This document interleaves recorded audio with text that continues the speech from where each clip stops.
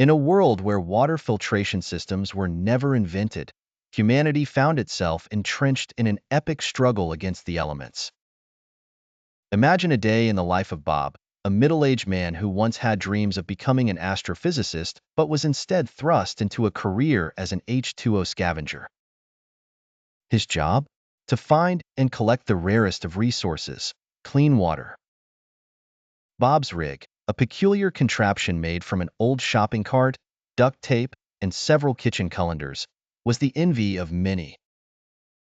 It wasn't that it worked exceptionally well, it was just that it worked.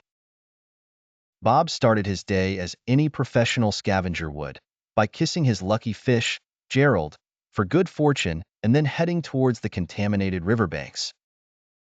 Interactions with fellow scavengers were cordial, but laced with an undercurrent of rivalry. "Morning, Bob. Found anything drinkable lately?"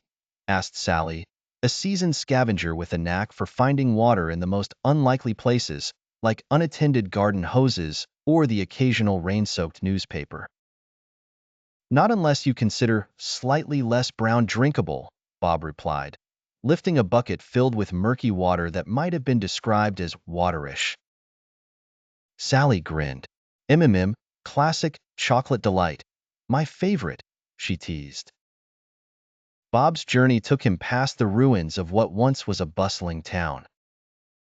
Devoid of people but filled with hopeful buckets, basins, and even an old bathtub, all placed strategically to capture rainwater. The town square's fountain, once a symbol of prosperity, now spewed a trickle of rust-colored liquid that looked better suited for an art museum than anyone's drinking glass. As the sun set, Bob managed to collect a few liters of relatively clear liquid from an underground spring he stumbled upon. Returning home, he met up with his neighbor, Joe, who, unlike Bob, had given up on scavenging and was trying to develop a taste for boiled cactus juice. "Hey Bob, catch anything today?" Joe inquired while gnawing on what looked like a spiny green popsicle.